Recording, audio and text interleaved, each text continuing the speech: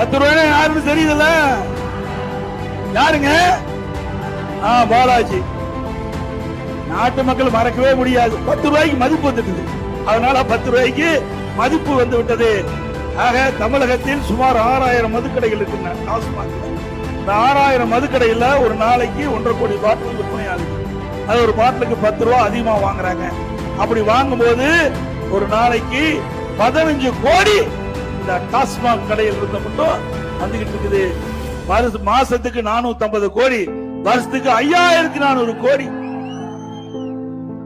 4 ஆண்டுல 22,000 கோடி இந்த டாஸ்மாக்ல முறை முறைகேடு நடந்திருக்குது. இதையெல்லாம் அதிமுக ஆட்சிக்கு வந்தா பண்ணுவோம், கவலைப்படாதீங்க.